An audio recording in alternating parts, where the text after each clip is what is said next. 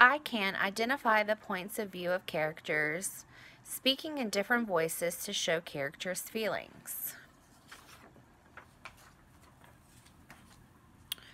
Let's look at our chart. We know that characters have feelings in books, and things happen to the characters in the story that make characters' feelings change based on circumstances. Let's revisit the book Memoirs of a Hamster. Yes, we read this in class together, and we loved it. So let's think back to some of the characters. We have Seymour the hamster, we have Pearl the cat, and Hoover, who happens to be the vacuum. Today I want to remind you how to determine different characters' points of view and how different characters might have different thoughts or feelings about a situation. We can do this by paying attention to how each character reacts to an event or a challenge, thinking about how each character feels and make their voice match the feeling, asking, how are the characters feeling or thinking differently from one another? So let's look at our story. The first thing I'm going to do is think about what's going on in this part of the story and how Seymour reacts. Seymour was sneaking out from under the couch when all of a sudden he heard a terrible noise. It was Hoover, and Seymour thought Hoover was trying to suck him inside. Pearl woke up and swiped at him with her claws. Seymour responded by closing his eyes and waiting for it to be over. How must Seymour be feeling? At first, he was scared of the Hoover. It would be terrifying to think that you were going to be sucked up. But towards the end of the page, it seemed like Seymour had lost all hope because he said he was a goner. Now that I've thought through what happened and how Seymour must feel, I'm going to read the last 2 lines of the page, making my voice match how Seymour feels. Reread the section with expression. I was a goner. I closed my eyes and waited for it to be over. Let's go back to the same section of the book and think about Pearl. Think about what's happening and how Pearl reacts. When Pearl woke up, she swiped at Seymour with her claws. She had spent the entire book trying to catch Seymour and would stop at nothing to get him. So when he says he's mine, she probably sounds scary.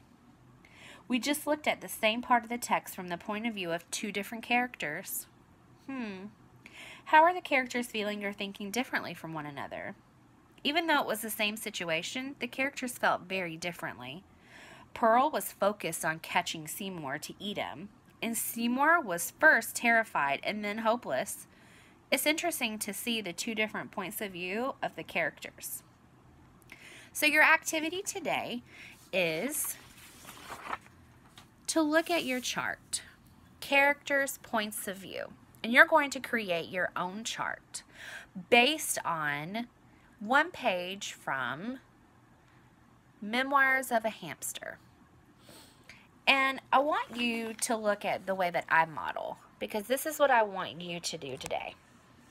How does the character react to a challenge? What does he say?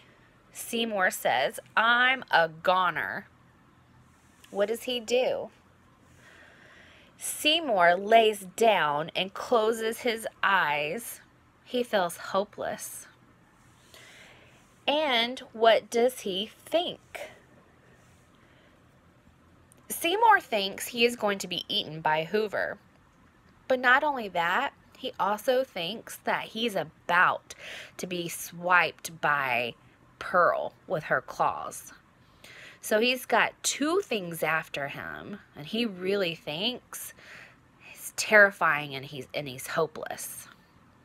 How does the character feel? Make your voice match. Seymour feels terrified of the vacuum. I closed my eyes and waited for it to be over. He knew he was a goner.